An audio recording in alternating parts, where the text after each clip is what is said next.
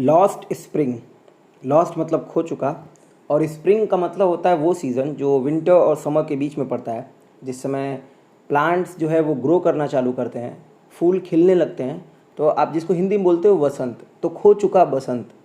Stories of stolen childhood, कहानियाँ बचपन की, और कौन से बचपन की? स्टोलन, जो चुरा ली गई, जो छीन ली गई। तो ऐसे बचपन की कहानियाँ हैं जिनका बचपन रहा ही नहीं, मतलब ऐसे बच्चों की कहानियाँ जिनका बचपन छीन लिया गया। और कहीं हद तक आप कह सकते हो कि बसंत को भी, स्प्रिंग को भी आप उस चाइल्डहुड से ही रिलेट कर सकते हो, जिसमें बच्चे बड़े होते हैं और वो धीरे धीरे बहुत सारी चीज़ें सीखना शुरू करते हैं, जो उनका सबसे प्रीसियस टाइम होता है। इस चैप्टर को स्टार्ट करने से पहले मैं दो कोट्स जो हैं वो पढ़ना चाहूँगा। एक तो नेल्सन मंडेला का है, और दूसरा जो है वो है हमारे एंथोनी हॉर्विट्स का। और उन्होंने बोला है कि childhood after all is the first precious coin that poverty steals from a child. Childhood आखिरकार जो पहला प्रीसियस कॉइन होता है, अगर देखा जाए तो बहुमूल्य सिक्का होता है, जिसे पॉवर्टी क्या कर लेता है? स्टील कर लेता है, चुरा लेता है एक बच्चे से। और दूसरा जो नेल्सन मंडेला का है वो ये है कि education is the most powerful weapon which you can use to change the world. यानी कि ये दो चीज़ें ना बहुत ज़रूरी हैं। एक चाइल्डहुड, और उस समय पॉवर्टी अगर है तो समझ लीजिए बहुत बड़ा नुकसान है, आपका चाइल्डहुड चला जाएगा। और दूसरा एजुकेशन, क्योंकि ये पूरे वर्ल्ड को चेंज कर सकता है, और इसी बारे में ये कहानी है। इससे पहले इस कहानी को स्टार्ट करें, हम अनीस जंग के बारे में पढ़ लेते हैं, जो इस कहानी के ऑथर हैं, और ये एक फीमेल ऑथर हैं। She was born in Rourkela and spent her childhood and adolescence in Hyderabad. अपना जो बचपन था और जो अपना बड़े होने वाला जो टाइम था वो उन्होंने हैदराबाद में बिताया। She received her education in Hyderabad and in the United States of America. Her parents were both writers, तो इनके माता पिता राइटर्स थे। Anees Jung began her career as a writer in India. She has been an editor and columnist for major newspaper in India and abroad and has authored several books. बहुत सारी book ये लिख चुकी हैं, और बहुत सारे अच्छे न्यूज़पेपर जो मेजर न्यूज़पेपर हैं, चाहे वो इंडिया की बात करें चाहे वो अब्रॉड की बात करें, तो वो एक एडिटर और कॉलमिस्ट यानी कि कॉलम लिखने का काम उसमें करती रही हैं। द फॉलोइंग, यानी कि ये जो कहानी हम पढ़ने जा रहे हैं, is an excerpt from her book. Excerpt का मतलब होता है कि एक पार्ट है, एक हिस्सा है, एक बड़ी कहानी का एक छोटा सा जब पार्ट होता है तो उसको एक्सर्प्ट बोलते हैं। The following is an excerpt from her book title lost spring, stories of stolen childhood. Here she analyses, यहाँ पे वो एनालाइज करती हैं द ग्राइंडिंग पॉवर्टी। ग्राइंडिंग का मतलब है न खत्म होने वाली, grinding poverty, and traditions which condemn these children to a life of exploitation. जो इन बच्चों को एक तरह से धकेल देते हैं इस एक्सप्लोटेशन की लाइफ में। कंडेम के कई मतलब होते हैं, जिसमें से एक मतलब यहाँ पे है उस अनप्लीजेंट सिचुएशन में लाकर रख देना। एक्सप्लोटेशन का मतलब हो गया शोषण वाली सिचुएशन, जिसमें उनका शोषण हो रहा है, उनका बचपन उनसे छीन लिया गया है। इस चैप्टर में दो कहानी है, एक्चुअल में ये बुक है, पूरी ये बुक है, ये lost spring stories of stolen childhood, ये पूरी एक बुक है, और इसकी दो कहानी हम पढ़ेंगे। एक कहानी है साहिब आलम की और दूसरी कहानी है मुकेश की। तो आज के इस पार्ट में हम साहिब आलम की कहानी पढ़ेंगे, और जो मुकेश वाली कहानी है वो सेकंड पार्ट में हम कवर करेंगे, तो उसके बारे में हम नेक्स्ट पार्ट में समझेंगे। आज की कहानी को स्टार्ट करते हैं। हेलो एवरीवन, आई होप कि आप सभी बहुत अच्छे होंगे, और आज के इस वीडियो में आप सभी का बहुत बहुत स्वागत है। और ये जो चैप्टर है वो आपकी फ्लेमिंगो बुक की है, सेकेंड चैप्टर लॉस्ट स्प्रिंग, ठीक है, स्टोरीज ऑफ स्टोलन चाइल्डहुड। तो इस कहानी को स्टार्ट करने से पहले एक छोटा सा इंट्रोडक्शन मैं दे रहा हूँ कि साहिब आलम एक गरीब बच्चा है, एक रैग पिकर है। रैग पिकर का मतलब है कि वो कूड़ा उठाने वाला है, और ये जो नरेटर हैं, यानी कि जो ऑथर हैं वही नरेटर भी हैं, वही कहानी को नरेट भी करती हैं। इनका हमेशा उससे सामना होता है, डेली उसको देखती हैं, और फिर उसको देखकर इनको ये रियलाइज़ होता है कि क्या गरीबी होती है, और गरीबी के टाइम पे जो मतलब बचपन होता है, जब गरीबी उस पर वार करती है तो वो बचपन छीन लिया जाता है, वो जो चाइल्डहुड होता है वो आपके हाथ से निकल जाता है, वो आपसे छीन लिया जाता है। इसीलिए इस कहानी का नाम है lost spring stories of stolen childhood, ठीक है। Sometimes I find a rupee in the garbage, ये पहली कहानी है। कई बार मैं 1 रुपया पा जाता हूँ गार्बेज में। गार्बेज मतलब वो कूड़ा करकट में। तो ये पहली कहानी है, और यहाँ से स्टार्ट होता है। Why do you do this, तुम ये क्यों करते हो? I ask Saheb whom I encounter every morning scrunging for gold in the garbage dumps of my neighborhood. ये बात मैं साहेब से पूछती हूँ। आमतौर पे कहानियाँ अगर आप देखोगे तो पास्ट इंडेफिनिट टेंस में होती है, बट यहाँ पे पूरी कहानी को प्रेजेंट में रखा गया है। Why do you do this, तुम ये क्यों करते हो। आई आस्क साहेब, मैं साहेब से पूछती हूँ। हुम आई इनकाउंटर, कौन साहेब, तो ये एडजेक्टिव क्लॉज है, जिसको मैं इनकाउंटर करती हूँ यानी कि सामना करती हूँ। एवरी मॉर्निंग, हर सुबह। स्क्रंजिंग, स्क्रंज का मतलब होता है वैसे तो मांग कर कोई चीज़ खाना या मांग कर कोई चीज़ प्राप्त करना, बट यहाँ पे मतलब है कि वो खोजना, सर्च करना, है ना। फॉर गोल्ड, सोने के लिए। इन the garbage dumps of my neighbourhood, जो डंप का मतलब होता है वो स्थान जहाँ पे कूड़ा करकट गिराया जाता है, और दूसरा डंप का मतलब होता है किसी को डंप कर देना यानी कि छोड़ देना। टू गेट रीड ऑफ, किसी से छुटकारा पाना, मुक्ति पाना। तो जो कूड़े करकट का ढेर है मेरे पड़ोसी का, डंप्स ऑफ माई नेबरहुड, वहाँ पे मैं उसको गोल्ड के लिए स्क्रंच करते हुए देखती हूँ। तो मैं उससे हर दिन इनकाउंटर करती हूँ, उसका सामना करती हूँ, और तब मैं पूछती हूँ कि तुम ये क्यों करते हो, why do you do this. ठीक है, आगे देखो। Saheb left his home long ago, Saheb ने अपना घर बहुत पहले ही छोड़ दिया था। Set amidst the green fields of Dhaka, his home is not even a distant memory. और वो कहाँ का रहने वाला है वैसे, ढाका का। Set amidst the green fields of Dhaka, जो उसका घर है, एमिडिस्ट मतलब होता है इन द मिडिस्ट ऑफ, के बीच में। ढाका के जो ग्रीन फील्ड्स हैं उसके बीच में सिचुएटेड है। लेकिन अब जो उसका घर है ना, is not even a distant memory, वो अब डिस्टेंट मेमोरी के तौर पे भी नहीं रहा, यानी कि ऐसा भी नहीं कि उसको दूर दूर तक कोई याद हो कि उसका घर ढाका में है, अब कुछ भी उसको याद नहीं है। There were many storms that swept away their fields and homes, बहुत सारे ऐसे तूफान रहे थे जिन्होंने क्या कर दिया, उसके घर को और उसके फील्ड को उड़ा दिया। हिज मदर टेल्स हिम, ये बात उसकी माँ उसको बताती हैं। दैट इज़ वाई, और यही कारण है, that is why they left, उन्होंने क्या कर दिया, उस जगह को छोड़ दिया। Looking for gold in the big city where he now lives, और गोल्ड की तलाश में इस बड़े शहर में आ गए जहाँ वो अब रहते हैं। अब इस पहले पैराग्राफ से आपको समझ में आ गया होगा कि साहिब एक रैग पिकर है। रैग पिकर मतलब होता है कूड़ा उठाने वाला।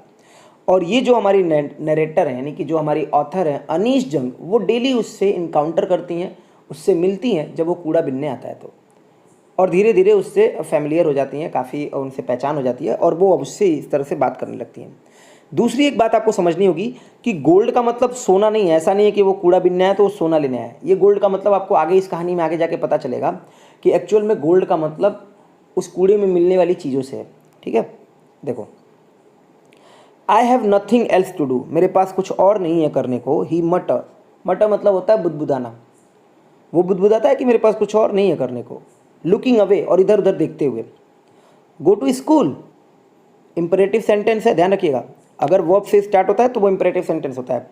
गो टू स्कूल, स्कूल चले जाओ ना। आई से ग्लिबली, अभी जो वर्ड है ना ग्लिब, ग्लिब आपका एडजेक्टिव होता है, और आमतौर पर एडजेक्टिव में एलवाई लगाकर आप क्या बना दोगे, एडवर्ब बना दोगे। तो ग्लिबली एडवर्ब है, किसके बारे में बता रहा है, से के बारे में। से क्या है, वर्ब है, वर्ब के बारे में बताएगा तो क्या हो जाएगा, एडवर्ब हो जाएगा। ठीक है, देखो। गो टू स्कूल, स्कूल चले जाओ ना। आई से ग्लिबली, और ग्लिबली का मतलब क्या होता है, बड़ी चतुराई से और थोड़ी सी बड़बड़ाते हुए बोलना। जैसे दुकानदार होते हैं, सेल्समैन होते हैं, बहुत ग्लिब स्पीकर होते हैं वो। आप उनके पास जाइए, बहुत अच्छे से आपको बताएंगे, अरे ये सामान ले लीजिए, ये साड़ी ले लीजिए, और तरह तरह की बातें करते हैं। तो बड़े चतुराई के साथ और बड़े चालाकी के साथ, क्लेवर तरीके से और बहुत जल्दी जल्दी बोलना, तो दैट इज कॉल्ड ग्लिब। तो चले जाओ ना school, go to school. Realising immediately, और तुरंत मैंने ये रियलाइज़ भी किया, how hollow the advice must sound, कि कितना हॉलो ये एडवाइस जो है वो साउंड करता है या करना चाहिए। हॉलो का मतलब खोखला। आप सोचिए, कूड़ा बिनने वाले को आप इस तरह से बोलते हो, चले जाओ ना स्कूल, लेकिन आप उसकी सिचुएशन नहीं समझते हो कि इसके पीछे की उसकी सिचुएशन क्या है। ठीक है, इतना आसान नहीं है उसके लिए स्कूल जाना। आगे देखो। There is no school in my neighbourhood, मेरे पड़ोस में कोई स्कूल नहीं है। When they build one I will go, जब वो बनाएंगे तब मैं जाऊँगा। When they build one I will go, अब ये स्ट्रक्चर एक बार समझिए। व्हेन दे बिल्ड वन, जब वो बनाएंगे, आई विल गो, मैं जाऊँगा। तो जब वो बनाएंगे, अभी उन्होंने बनाया नहीं है, तब मैं जाऊँगा। अब देखिए, दूसरी वाली बात जो है वो विल शैल के साथ लगाई गई, यानी कि फ्यूचर इंडेफिनिट टेंस में लिखी गई है, जबकि पहली वाली बात को प्रेजेंट इंडेफिनिट टेंस में लिखा गया, इसमें विल शैल का प्रयोग नहीं किया गया। तो ये स्ट्रक्चर आप ध्यान रखिएगा, आपके ग्रामर में बहुत काम आएगा।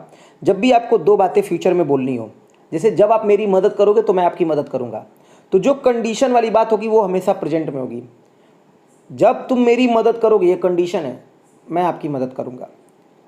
तो when you will help me गलत हो जाएगा, when you help me I will help you. उसी तरह से जब वो घर बनवाएंगे, यानी कि जब वो बिल्डिंग बनवाएंगे, जब वो स्कूल बनवाएंगे, मैं स्कूल जाऊँगा। तो इसमें कंडीशन है जब वो स्कूल बनवाएंगे, इसीलिए when they build one, they will नहीं लगाओगे, विल लगाओगे तो गलत हो जाएगा।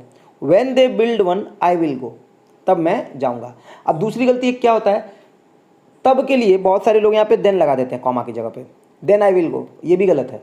दो बातों को जोड़ने के लिए कंजंक्शन की जरूरत होती है। अगर इंग्लिश में बोले तो दो शब्द, दो वर्ड, यानी कि दो सेंटेंस, दो क्लॉज, इनको जोड़ने के लिए कंजंक्शन की जरूरत होती है। तो एक क्लॉज है दे बिल्ड वन, वे बनवाएंगे, और आई विल गो दूसरी क्लॉज है।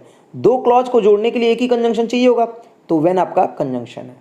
जब तुम मेरी मदद करोगे तब मैं तुम्हारी मदद करूंगा। हिंदी में लोग तब लगा के बोल देते हैं, बट आपको इंग्लिश में बोलना है when you help me I will help you. तो यू हेल्प मी एक क्लॉज है, आई विल हेल्प यू एक क्लॉज है। दोनों को जोड़ने के लिए जो कंजंक्शन लगा रहे हो वो व्हेन है, तो वहाँ पे दोबारा देन लगाने की जरूरत नहीं है, क्योंकि दो चीज़ों को जोड़ने के लिए एक ही कंजंक्शन चाहिए होता है। आई होप कि आपको ये बात बहुत अच्छे ढंग से समझ में आ गई होगी। कहानी में वापस आ जाओ कि रैग पिकर कहता है, यानी कि साहिब आलम जो होता है, इसका पूरा नाम साहिब आलम है, अभी आगे आपको पता चलेगा। तो साहिब जो होता है वो बोलता है कि जब वे बनवाएंगे मैं चला जाऊँगा। If I start a school will you come. यहाँ पे फिर से देखो वही स्ट्रक्चर है, यदि मैं स्टार्ट करूँगी स्कूल तो क्या तुम आओगे। If I start a come school will you come, क्या तुम आओगे। आई आस्क, मैं पूछती हूँ, हाफ जोकिंग, और बड़े थोड़े से मजाक के मूड में होती हूँ। यस ही सेज, वो कहता है कि हाँ बिल्कुल, स्माइलिंग ब्रॉडली, और बहुत ही अच्छे से मुस्कुराते हुए। अ फ्यू डेज लेटर, और कुछ ही दिन बाद, I see him running up to me, मैं उसको देखती हूँ कि मेरी तरफ भागते हुए आता है। इज़ योर स्कूल रेडी, तैयार हो गया आपका स्कूल दीदी, बताओ अब। उस टाइम तो अब कह दिया था कि स्कूल बनवाऊंगी तो आओगे। अब सोचिए कितना जो ये रैग पिकर है कितनी उम्मीदें बनाए रखता है लोगों से, और कितनी सारी उम्मीदें इसको दी जाती होंगी। देखिए, it takes longer to build a school, बड़ा समय लगता है कि स्कूल को बनाने में। It takes longer to build a school, I say, मैं उसे बताती हूँ, embarrassed at having made a promise that was not meant, और बहुत ही मैं एम्बेरेस्ड हूँ, बहुत ही शर्मिंदगी फील कर रही हूँ। Eight having made a promise, एक ऐसे प्रॉमिस को करते हुए, दैट वाज नॉट मीन्ड, जिसका कोई मतलब नहीं था। मैंने उससे बोल तो दिया था कि मैं स्कूल बनवाऊंगी तब तुम आना, लेकिन मुझे क्या पता था कि ये मेरे प्रॉमिस को इतना सीरियसली ले लेगा। ठीक है, और मैंने तो मजाक में कहा था, मैंने तो उसका एक तरह से मजाक उड़ाया था, ऐसे मजाक में बोल दिया था। ठीक है, हैविंग मेड आपका ये परफेक्ट पार्टिसिपल है, ये ध्यान रखिएगा। Having made is a perfect participle. जब भी कोई काम पूरा हो जाता है तब आप इसको यूज करते हो। जैसे अपना काम पूरा करने के बाद मैं मार्केट गया, तो having completed my work I went to market. But promises like mine abound in every corner of his bleak world, लेकिन ये जो प्रोमिसेज हैं, इस तरह के जो बहुत सारे वादे हैं, लाइक माइन जैसे कि मेरे, अबाउंड इन का मतलब होता है प्रचुर मात्रा में होना, every corner of his bleak word, उसके ब्लीक वर्ल्ड के हर कॉर्नर में, मतलब उसके दुनिया में ऐसे बहुत सारे वादे हैं। और कैसी दुनिया उसकी, ब्लीक, विदाउट होप, बिना होप वाली, एम्प्टी, खाली। उसकी इस खाली दुनिया में ऐसे जो मैंने वादे किए हैं, इस तरह के बहुत सारे वादे पड़े हुए हैं, और बहुत मात्रा में। अबाउंड इन मतलब बहुत सारी मात्रा में है, बहुत लोगों ने ऐसे वादे किए हैं। After months of knowing him, कई महीनों से उसको जानने के बाद, I ask him his name, मैंने उसका नाम पूछा, मैं उसका नाम पूछती हूँ, और उसका नाम होता है साहिब आलम। ही अनाउंसेस, वो बताता है। He does not know what it means, उसे नहीं पता है कि इसका मतलब क्या है।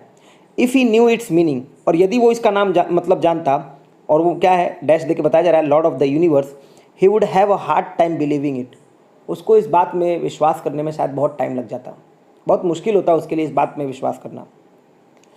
Unaware of what his name represent, he roams the street with his friends, an army of barefoot boys who appear like the morning birds and disappear at noon। अपने नाम का जो मतलब है उससे बिल्कुल अनअवेयर, मतलब उसको कुछ भी आइडिया नहीं है। व्हाट हिज नेम रिप्रेजेंट्स, वो घूमता है, रोम करने का मतलब होता है इधर उधर घूमना। ही रोम्स द स्ट्रीट्स, गलियों में, विथ हिज फ्रेंड्स, अपने दोस्तों के साथ। और वो कौन से दोस्त हैं उसके, an army of barefoot boys, नंगे पाँव जो बच्चे हैं उनकी एक आर्मी है, उनकी एक फौज है। हु अपीयर, जो प्रतीत होते हैं, लाइक जो प्रकट होते हैं, लाइक द मॉर्निंग बर्ड्स, सुबह की चिड़ियों के जैसे, एंड डिसअपियर एट नून, और रात में दोपहर में गायब हो जाते हैं। ओवर द मंथ्स, कई महीनों तक, I have come to recognise each of them, और कई महीनों के बाद जो है मैं उनको समझ पाई, मैं उनको जान पाई, एक एक को पहचान पाई। रिकॉग्नाइज का मतलब होता है पहचानना। Why are not you wearing chappals. देखो, ये जब भी आप शॉर्ट फॉर्म में लिखोगे तो आर नॉट को एक पास लिखना पड़ेगा, लेकिन अगर इसको मतलब कॉन्ट्रैक्टेड फॉर्म में लिखोगे तो अगर ये सेमी कॉलम ये एन और टी के बीच में जो लगा हुआ इसको हटा दोगे तो आर नॉट अलग अलग लिखोगे, और तब इसको लिखोगे तो बोलना पड़ेगा why are you not wearing chappals. तो ध्यान रखना, why aren't you wearing chappals या फिर why are you not wearing chappals. ठीक है, तो why are you not wearing chappals, तुम चप्पल्स क्यों नहीं पहनते हो? आई आस्क्ड वन, मैंने एक से पूछा। My mother did not bring them down from the shelf, क्योंकि मेरी माँ उसे अलमारी से नीचे नहीं उतारती हैं। ही आंसर सिंपली, वो बड़े ही आसानी तरीके से उसने जवाब दिया कि मेरी माँ ने उसे नीचे नहीं उतारा था, इसलिए मैंने उसे नहीं पहना। Even if she did he will throw them off, और यदि वे उसे उतारती भी तो ये उसको फेंक देता। Ads another who is wearing shoes that do not match. एक दूसरे ने ये बात जोड़ते हुए बोली कि अगर इसकी माँ चप्पल उतारती तो इसको फेंक देता, इसको पहनता नहीं। ये बात दूसरे ने बोली, who is wearing shoes that do not match. कौन सा दूसरा बच्चा? जिसने जूते पहन रखे थे जो कि मैच नहीं कर रहे थे। When I comment on it, और जब मैंने उस पर कमेंट किया कि तुम्हारे जूते तो मैच नहीं कर रहे हैं, ही शफल्स हिज फीट, वो अपने पैरों को शफल कर लेता है। शफल मतलब इधर उधर कर लेना, थोड़ा सा एम्बेरेस तरीके से, थोड़ा ऑकवर्ड तरीके से। एंड सेज नथिंग, और कुछ भी नहीं बोलता है। आई वॉन्ट शूज़, मैं जूते चाहता हूँ। सेज अ थर्ड बॉय, एक तीसरा बच्चा बोलता है, who has never own a pair all his life, जिसने अपने पूरे जीवन में कभी जूते नहीं खरीदे होते हैं। ट्रेवलिंग अक्रॉस द कंट्री, इस पूरे कंट्री में ट्रेवल करने के दौरान, अक्रॉस द कंट्री मतलब पूरे इस कंट्री में ट्रेवल करके, आई हैव सीन चिल्ड्रेन, मैंने बच्चों को देखा है, वॉकिंग बेयरफुट, नंगे पाँव चलते हुए, in cities on village roads, शहरों में और गांव के सड़कों पर। It is not lack of money but a tradition to stay barefoot is one explanation. और इसके जवाब में एक एक्सप्लेनेशन होता है कि देखिए, ये ऐसा नहीं है कि हम नंगे पाँव चल रहे हैं क्योंकि हमारे पास पैसों का अभाव है। It is not lack of money, पैसों की कमी की वजह से नहीं, बट अ ट्रेडिशन, लेकिन एक परंपरा है, टू स्टे बेयरफुट रहने की, इज़ वन एक्सप्लेनेशन। ये एक एक्सप्लेनेशन है, एक तर्क है, एक रीज़न है कि ये हमारी परंपरा है, हम नंगे पाँव इसलिए चल रहे हैं, ऐसा नहीं कि हमारे पास पैसों की कमी है। आई वंडर, मैं आश्चर्य करती हूँ, I wonder if this is only an excuse to explain away a perpetual state of poverty। explain away का मतलब होता है to escape, बच कर निकलना। मैं आश्चर्य करती हूँ, I wonder if this is only an excuse, कि क्या एकमात्र बहाना है बच निकलने का, कि क्या एकमात्र बहाना है बच निकलने का, इस लगातार गरीबी की जो स्टेट बनी हुई है। परपेचुअल मतलब लगातार, तो ये जो लगातार गरीबी की अवस्था बनी हुई, इससे बच निकलने का क्या एक बहाना है ये? जो लोग ऐसे बोल देते हैं, जो गरीब लोग होते हैं वो ऐसे बोल देते हैं, नहीं नहीं ये तो हमारी परंपरा है नंगे पाँव रहने की, ऐसा कुछ नहीं है, पैसों की कमी वजह से थोड़ी ना है।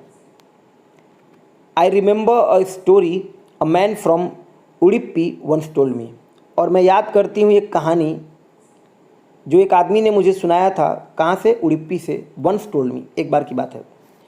एज अ यंग बॉय के तौर पे he would go to school past an old temple, वो स्कूल जाया करता था एक ओल्ड टेम्पल को पास करके, मतलब उससे गुजर के। Where his father was a priest, जहाँ उसके फादर क्या थे? प्रिस्ट थे, पुजारी थे। He would stop briefly at the temple and pray for a pair of shoes, वो थोड़े समय के लिए उस टेम्पल पे रुकता था और जूतों के लिए प्रार्थना करता था, एक जोड़ी जूतों के लिए प्रार्थना करता था। ब्रीफली मतलब थोड़े समय के लिए। 30 years later, 30 साल बाद, I visited his town and the temple, मैंने उसके टाउन और टेम्पल पे विजिट किया। Which was now drawn in an air of desolation, जो कि अब जो है डूब चुका था डेजोलेशन के एयर में। अब ध्यान देना, ड्रोन का मतलब होता है डूबना, डूब कर मरना, और डेजोलेशन का मतलब होता है एकदम जब एकांत हो जाए कोई जगह, बिल्कुल वहाँ कोई है नहीं, डेजोलेट हो जाना।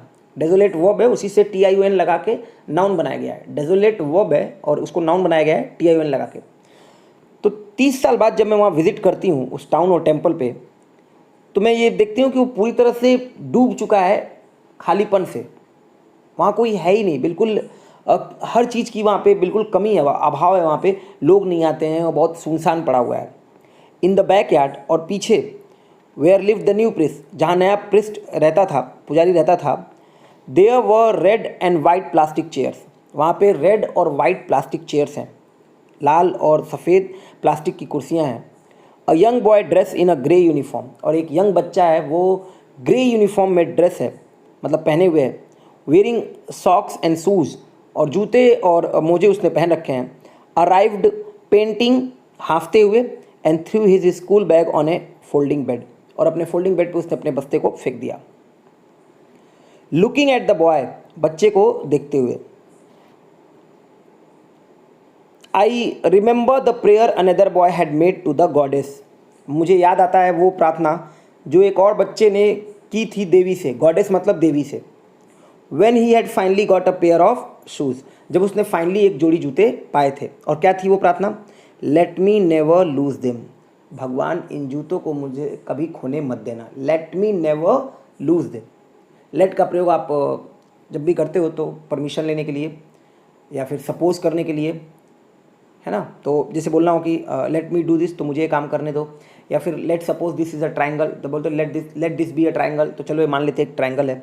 तो इस तरह से the goddess had granted his prayer, और जो देवी है ना उन्होंने उसकी प्रार्थना को स्वीकार कर लिया। Young boys like the son of priest now वोर शूज, यंग बच्चे like the son of the priest, जैसे कि पुजारी के बच्चे हैं, नाउ वोर शूज, अब वो जूते पहनते हैं। बट मेनी अदर्स, लेकिन बहुत और सारे, like the rag pickers in my neighbourhood remain shoelace, जैसे कि मेरे पड़ोस में हैं रैग पिकर्स, जो कूड़ा उठाने वाले हैं, वो अभी भी बने हुए हैं बिना जूतों के। देखिए ये कहानी बहुत ही ज़्यादा एक्साइटिंग नहीं है, लेकिन एक टचिंग कहानी है, इमोशनल कर देने वाली कहानी है, जो आपको इमोशन से भर देगी, है ना, making you feel emotional. My acquaintance with the barefoot rag pickers leads me to Simapuri, a place on the periphery of Delhi, yet miles away from it metaphorically. तो अब यहाँ पे एक नाम आपको देखने को मिल रहा है, सीमापुरी। पेरीफेरी का मतलब होता है एज ऑफ एन एरिया, किसी एरिया का जो एज होता है किसी जगह का, जैसे दिल्ली का जो आउटर पार्ट होगा उसको पेरीफेरी ऑफ दिल्ली बोला जाएगा। और एक्वेंटेंस का मतलब होता है जान पहचान। तो जो मेरी जान पहचान थी, जो मेरी एक्वेंटेंस थी with the bare foot rag picker से, नंगे पाँव कूड़ा उठाने वालों से, लीड्स मी, वो मुझे लेकर चली जाती है सीमापुरी के लिए। कौन सी सीमापुरी? कॉमा करके बताया जा रहा है, एक जगह, a place on the periphery of Delhi, जो दिल्ली के पेरीफेरी पे है, यानी कि एज पे है, आउटर पे है। Yet miles away from it metaphorically, फिर भी आप कह तो रहे हो दिल्ली के एज पे, लेकिन एक्चुअल में वो बहुत दूर है। मेटाफोरिकली मतलब फिगरेटिवली अगर देखा जाए तो वो बहुत दूर है, काफ़ी माइल्स अवे है वहाँ से। दोज हु लिव हियर, और वे लोग जो यहाँ रहते हैं, आर स्क्वैटर, स्क्वैटर का मतलब क्या होता है? वे लोग जो बिना रेंट के या बिना परमिशन के किसी जगह पे रहते हैं, अवैध कब्जा जमा के रहते हैं, तो उनको स्क्वैटर बोला जाता है। Those who live here are squatters who came from Bangladesh back in 1971, जो बांग्लादेश से आए थे 1971 में। Saheb's family is among them, क्योंकि 1971 में जो वॉर हुआ था और जिस वजह से थोड़ा सा पार्टीशन हो गया था, या फिर जो रिफ्यूजी थे, शरणार्थी थे जो बांग्लादेश से भागकर यहाँ आ गए थे, तो साहेब की जो फैमिली है इज़ अमंग देम, वो उन्हीं में से है। Seemapuri was then a wilderness, और सीमापुरी उस समय, was then at that time a wilderness, एक निर्जन स्थान था, बिल्कुल जंगल था वहाँ पे। इट स्टिल इज़, और ये अभी भी है, but it is no longer empty, लेकिन अब ये खाली नहीं है। It is no longer empty. In structures of mud with roofs of tin and tarpaulin, जो ये मड का स्ट्रक्चर्स है, उन्हीं के साथ साथ जो टिन की और टारपोलिन की, टारपोलिन क्या होती है? वाटरप्रूफ जो बना जाती है छत जिससे, तो एक तरह से उसी को बोलोगे आप टारपोलिन। उनकी जो छत बनी हुई है, डिवाइड ऑफ सीवेज, ड्रेनेज और रनिंग वाटर। डिवाइड ऑफ का मतलब होता है से रहित होना, बहुत अच्छा फ्रेज है, मीन्स लैक ऑफ, कमी होना, तो वो चीज़ वहाँ पे है नहीं। जैसे डिवाइड ऑफ पावर, तो ताकत है ही नहीं, ताकत से रहित होना, हिंदी में मैं बोल रहा हूँ, से रहित होना, तो वो चीज़ बिल्कुल आपके पास है नहीं। Divide of sewage, sewage system नहीं है, है ना, जो वेस्ट पानी होता है, गंदा पानी होता है जाने के लिए। ड्रेनेज, नाली नहीं है जिससे पानी निकले, और रनिंग वाटर, ये सब चीज़ है ही नहीं। लिव 10,000 रैग पिकर्स, और इस जगह पे कहाँ कितने लोग रहते हैं? 10,000 रैग पिकर्स रहते हैं। They have lived here for more than 30 years without an identity, और ये यहाँ पे रह चुके हैं लगभग 30 सालों से भी ज़्यादा टाइम से बिना आइडेंटिटी के, विदाउट परमिट्स, बिना परमिट के, बट विथ राशन कार्ड, लेकिन इनके पास राशन कार्ड है, that get their names on voters list, जो इनके नाम को ला के रख देता है कहाँ पे, वोटर्स लिस्ट में, and enable them two by grain, और इन्हें योग्य बनाता है कि ये अनाज खरीद सके, ग्रेन खरीद सके। अब यहाँ पे एक्चुअल में आपको बात पता चलेगी कि क्या चीज़ बहुत इंपॉर्टेंट होती है ज़िंदगी में। 3 ही चीज़ इंपॉर्टेंट है, खाने के लिए आपको चाहिए, पहनने के लिए कुछ चाहिए, और रहने के लिए छत चाहिए। ये सबसे बेसिक नीड्स होते हैं। Food is more important for survival than an identity. Identity से भी ज़्यादा कोई चीज़ अगर ज़रूरी है तो वो फूड है, सर्वाइवल के लिए, जीवन जीने के लिए। If at the end of the day we can feed our families and go to bed without an aching stomach, we would rather live here than in the fields that gave us no grain, say a group of women in tattered saris when I asked them why they left their beautiful land of green fields and river। तो देखिए यहाँ से sentence शुरू हुआ है और यहाँ पे जाके ख़त्म हो रहा है। If at the end of the day we can feed our families, यदि शाम होते होते हम अपने परिवार वालों को खिला सकते हैं, एंड गो टू बेड, और बिस्तर पे जाते हैं, विदाउट एन एकिंग स्टोमक, बिना पेट में किसी तकलीफ के, we would rather live here, अगर ऐसा होता है कि हम अपने परिवार वालों को खिला ले रहे हैं और शाम में हमें पेट में कोई दिक्कत नहीं है, मतलब हमें कोई तकलीफ नहीं है, ऐसा नहीं कि भूख से हमारा पेट जो है तड़प रहा है, तो we would rather live here, तो हम यहीं रहना चाहेंगे, देन इन द फील्ड्स की बजाय। कौन सा fields? That gave us know grain, जो हमें कोई ग्रेन नहीं देता था, हम उसके बजाय फिर इसी जगह पर रहना चाहेंगे। ये कौन बोलता है? एक महिलाओं का जो झुंड होता है, group of women in tattered saris, tatter मतलब फटी पुरानी जो साड़ियाँ हैं वो पहने हुए होती हैं वो। व्हेन आई आस्क देम, जब मैं उनसे पूछती हूँ, why they left their beautiful land of green fields and rivers, कि क्यों उन्होंने अपना वो ब्यूटीफुल लैंड्स जो था और जो रिवर्स था वो सब क्यों छोड़कर वो यहाँ से चली आई। Whenever they find food, और जब भी वो खाना पाती हैं, फूड पाती हैं, when ever they find food they pitch their tents that become transit home, sorry wherever, जहाँ कहीं भी, wherever का मतलब हो गया जहाँ कहीं भी वो खाना पाती हैं, they find food, ये लोग जब भी जहाँ इनको खाने को मिलता है वहीं पे अपना एक टेंट लगा देते हैं और यही बन जाता है उनका, बिकम हो जाता है ट्रांजिट होम। ट्रांजिट का मतलब होता है क्षणिक, थोड़े समय के लिए। Children grow up in them, और बच्चे उसी टेंट्स में बड़े होते हैं, becoming parts in survival, partners in survival, और सर्वाइवल में इनके पार्टनर बन जाते हैं। And survival in Seemapuri means rag picking, और अगर सीमापुरी की बात की जाए सर्वाइवल की, जीवन जीने की, तो इसका मतलब है रैग पिकिंग, मतलब आप कूड़ा उठाइए। Through the years it has acquired the proportions of a fine art, और सालों से इसने अब एक फाइन आर्ट, एक बहुत ही एक कला का रूप ले लिया है, फाइन आर्ट का रूप ले लिया इसने। Garbage to them is gold, उनके लिए गार्बेज क्या है? गोल्ड है। इसी गोल्ड की मैं बात स्टार्ट में कर रहा था। Garbage to them is gold, it is their daily bread, a roof over their heads even if it is a leaking roof, और ये उनके लिए क्या है? डेली ब्रेड है, यानी कि डेली का रोटी है एक तरह से, एक छत है उनके सर के ऊपर, भले ही even if it is a leaking roof, यहाँ तक कि एक लीक करने वाली रूफ है, यानी कि उससे, जैसे लीक करने का मतलब पानी वहाँ से निकलता है, उस छत से आता है, तो लीकिंग रूफ है, लेकिन फिर भी उनके लिए बहुत कुछ है। ये जो गार्बेज है, रैग पिकिंग है, भले ही इनसे इनका जीवन यहाँ पर बहुत अच्छा नहीं चल रहा हो, लेकिन सर्वाइवल के लिए इनके लिए बहुत ज़रूरी है कि सीमापुरी में अगर रहना है तो आपको रैग पिकिंग करना है।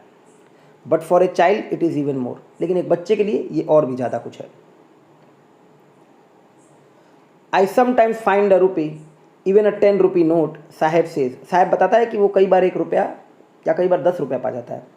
हिज आइज लाइटिंग अप, और उसकी आइज जो हैं, जो आँखें हैं, वो चमक उठती हैं। लाइट का मतलब चमकना।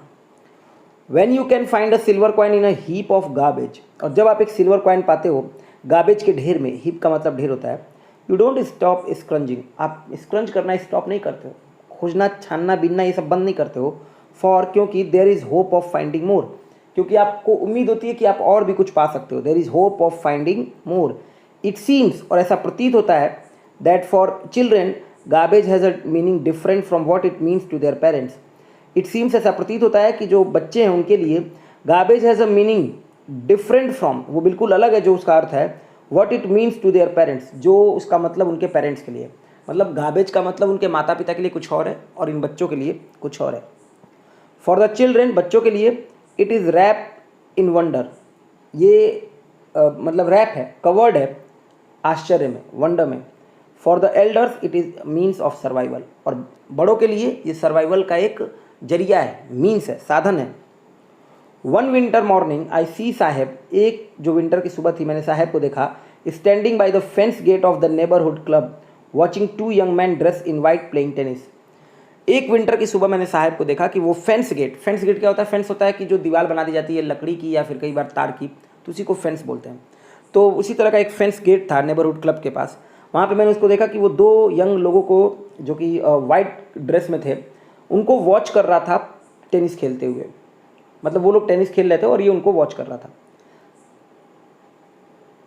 I like the game he hums, हम मतलब होता है गुनगुनाना, मुझे ये गेम पसंद है। I like the game he hums, वो गुनगुनाते हुए बोलता है कि मुझे ये गेम पसंद है। Content to watch it standing behind the fence, और संतुष्ट, कंटेंट मतलब होना, संतुष्ट होना भी होता है। तो कंटेंट मतलब satisfied, to watch it standing behind the fence, fence के पीछे से खड़े होकर उसको देख रहा है और वो सेटिस्फाइड भी है। आई गो इन साइड, मैं अंदर जाता हूँ, when no one is around, जब कोई नहीं होता है। ही एडमिट्स, वो स्वीकारता है। The gatekeeper lets me use the swing, और गेट कीपर क्या करते हैं? मुझे झूला झूलने देते हैं। Let me use the swing, अब देखो यहाँ लेट का मतलब परमिशन हो गया, let me use the swing का मतलब मुझे झूला झूलने देते हैं। साहेब टू, और साहेब ने भी टेनिस शूज़ पहन रखे हैं, is wearing tennis shoes that look strange over his discoloured shirt and shorts, जो उसका डिस्कलर्ड मतलब फीका पड़ चुका शर्ट और शॉर्ट्स है उसके साथ बड़ा अजीब लगता है जो उसने जूते पहन रखे हैं टेनिस वाले, क्योंकि बहुत ही मैचिंग ही नहीं है कोई। Someone gave them to me, किसी ने मुझे दिया था।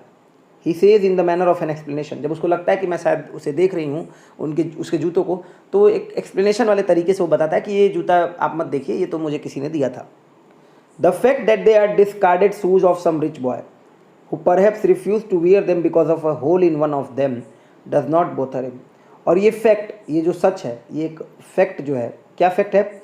that they are discarded shoes of some rich boy, कि ये जो जूते थे ये किसी अमीर बच्चे के डिस्कार्डेड जूते थे। डिस्कार्डेड मतलब त्यागे गए, है ना, जिनको आप यूज नहीं करना चाहते हो तो उनको आप डिस्कार्ड कर देते हो। तो ये किसी अमीर बच्चे के डिस्कार्डेड जूते थे, ये जो फैक्ट है। और कौन से अमीर बच्चे? Who perhaps refuse to wear them because of a hole in one of them, जिन्होंने इसको पहनने से इनकार कर दिया था क्योंकि उनमें से एक में थोड़ा सा होल था। तो ये जो फैक्ट है डज नॉट बोथर हिम, ये उसको परेशान नहीं करता है, ये उसको चिंतित नहीं करता है, इससे कोई मतलब नहीं उसको। फॉर, क्योंकि one has walk bare foot even shoes with a hole in a dream come true, क्योंकि एक के लिए जो नंगे पाँव चला हो, who has walk bare foot, जो हमेशा ही बिना चप्पल के बिना जूतों के चला हो, even shoes with a hole is a dream come true, अगर ऐसे जूते मिल जाते हैं जिसमें होल हैं तो भी वो ड्रीम कम ट्रू के लिए जैसा है, मतलब सपने पूरे होने जैसा है एक रैग पिकर के लिए। But the game he is watching so intentionally is out of his reach, लेकिन अभी भी वो जो गेम जो देख रहा है ना इतने ध्यान से, वो उसके बाहर की चीज़ है, उसके हाथ की चीज़ नहीं है, वो out of his reach. This morning Saheb is on his way to the milk booth, Saheb जो है मिल्क बूथ के लिए अपने रास्ते पर है। In his hand is a steel canister, और उसके हाथ में एक स्टील का कैनिस्टर है। कैनिस्टर क्या होता है? जैसे आप दूध लेने जाते हो तो दूध वाली जो बाल्टी होती है ना, उसी को बोलोगे आप steel canister. I now work in a tea stall down the road, और मैं एक टी स्टॉल में काम करता हूँ, वो नीचे सड़क पे। ही सेज, वो कहता है, पॉइंटिंग इन द डिस्टेंस, और डिस्टेंस में इशारा करते हुए। आई एम पेड 800 रुपीज़, और मुझे 800 रुपया पे किया जाता है, एंड ऑल माई मील्स, और मेरा पूरा खाना भी। Does he like the job, क्या वो जॉब पसंद करता है? आई आस्क, मैं पूछती हूँ। His face I see has lost the careful look, उसका चेहरा मैं देखती हूँ कि अब वो खो चुका है जो केयर फ्री लुक था, जब परवाह नहीं थी उसको किसी चीज़ की। अभी उसके चेहरे पे एक रिस्पॉन्सिबिलिटी दिखती है, अभी उसके चेहरे पे मुझे कुछ जिम्मेदारी दिखने लगी है। वो किसी और चीज़ की नहीं है, वो चाइल्ड लेबर की है, बच्चों से जो अब काम कराया जाता है उसकी है।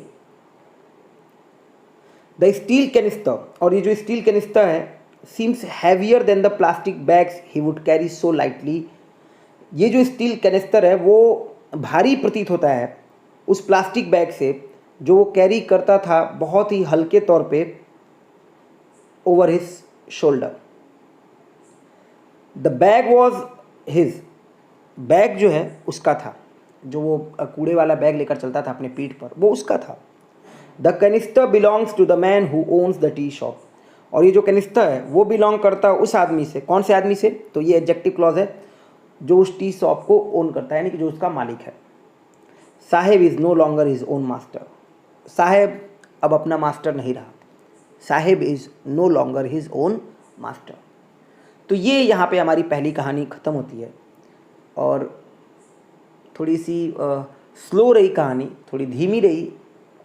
मैं ऐसा फील करता हूँ, क्योंकि एक स्टूडेंट के तौर पे आप आम तौर पे अभी तक ऐसी कहानियाँ नहीं पढ़े होंगे कि इतनी मतलब डीप मतलब हो इस कहानी में।